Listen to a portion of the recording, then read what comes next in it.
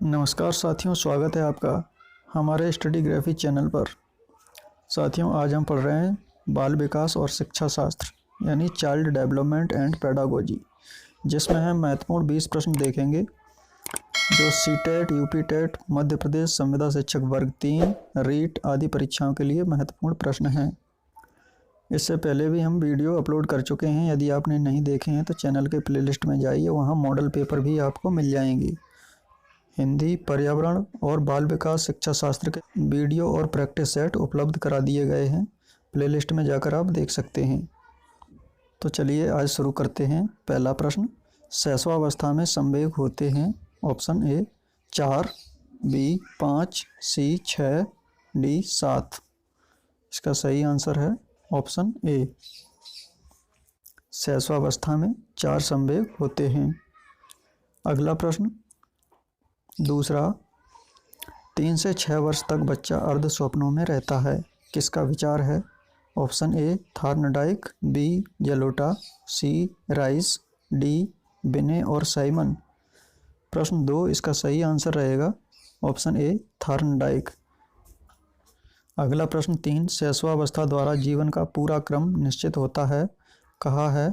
Option A Adler ने, B Kohler ने, सी Pavlov ने, डी हल ने। साथियों, प्रश्न 3 का सही आंसर रहेगा ऑप्शन ए एडलर। एडलर महोदय ने कहा है कि शैशवावस्था द्वारा जीवन का पूरा क्रम निश्चित होता है। अगला प्रश्न पढ़ते हैं। अगला प्रश्न 4, मनुष्य को जो कुछ बनना होता है प्रारंभ के 4-5 वर्षों में बन जाता है।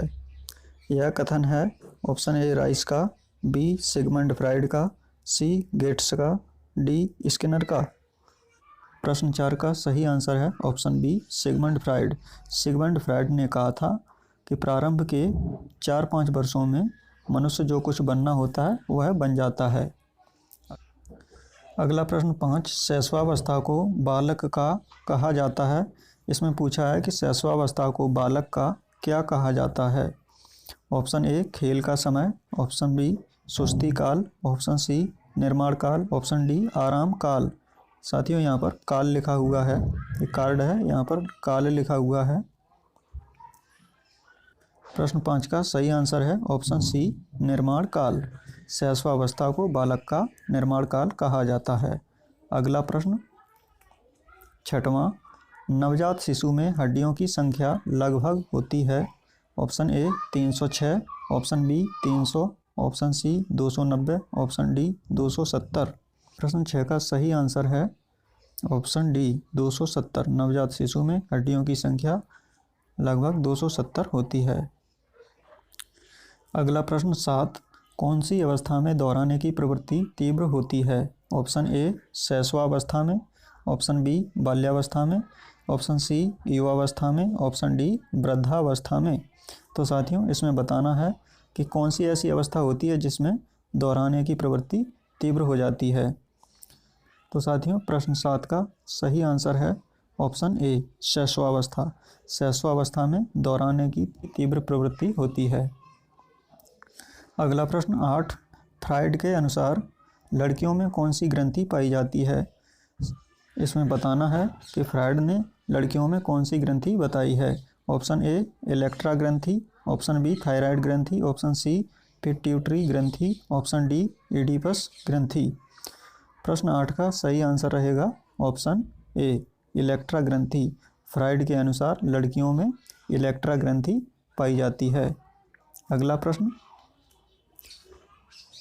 9, फ्राइड के अनुसार लड़कों में कौन सी ग्रंथि पाई जाती है। यहाँ पर लड़कों के बारे में फ्राइड बता रहे हैं। ऑप्शन ए इलेक्ट्रा ग्रंथि, ऑप्शन बी ओडिपस ग्रंथि, ऑप्शन सी थायराइड ग्रंथि, ऑप्शन डी पिट्यूटरी ग्रंथि। प्रश्न 9 का सही आंसर है ऑप्शन बी ओडिपस ग्रंथि। फ्राइड के अनुसार लड़कों में ओडिपस ग्रंथि पाई जाती है। अगला प्रश्न 10, संग्रह करने पर प्रवृत्ति किस अवस्था में पाई जाती है। ऑप्शन ए किशोरावस्था, बी प्रौढ़ावस्था, सी बाल्यावस्था, डी वृद्धावस्था। ये 4 अवस्थाएं दी हुई हैं। इनमें से ऐसी कौन सी अवस्था है जिसमें बालक में संग्रह करने की प्रवृत्ति पाई जाती है। तो इसका सही आंसर रहेगा ऑप्शन सी, बाल्यावस्था। बाल्यावस्था एक ऐसी अवस्था होती है जिसमें बालकों में संग्रह करने की प्रवृत्ति पाई जाती है। बच्चे तरह तरह की वस्तुएं संग्रह करते रहते हैं। अगला प्रश्न पढ़ते हैं। अगला प्रश्न 11, क्रिया एवं खेल पर आधारित शिक्षा विधि है। ऑप्शन ए खेल विधि, बी कहानी विधि, सी तुलनात्मक विधि, डी मॉन्टेसरी शिक्षण विधि। साथियों, प्रश्न 11 का सही आंसर है ऑप्शन डी, मॉन्टेसरी शिक्षण विधि। अगला प्रश्न 12, बाल्यावस्था में खेल की प्रकृति होनी चाहिए। इसमें पूछ रहा है बाल्यावस्था में खेल की किस प्रकार की प्रकृति होती है। ऑप्शन ए सामूहिक, ऑप्शन बी व्यक्तिगत, ऑप्शन सी व्यवहारिक, ऑप्शन डी आत्मनिष्ठ। प्रश्न 12 का सही आंसर है ऑप्शन ए सामूहिक। बाल्यावस्था में खेल की प्रकृति सामूहिक होनी चाहिए। अगला प्रश्न 13, वास्तविक जगत में प्रवेश की अवस्था है। ऑप्शन ए शैशवावस्था, ऑप्शन बी बाल्यावस्था, ऑप्शन सी किशोरावस्था, ऑप्शन डी प्रौढ़ावस्था। साथियों, प्रश्न 13 का सही आंसर है ऑप्शन बी, बाल्यावस्था। अगला प्रश्न 14, बाल्यावस्था में बालक संपर्क रखता है। बालक किस प्रकार के संपर्क रखता है, ये बताना है इस प्रश्न में।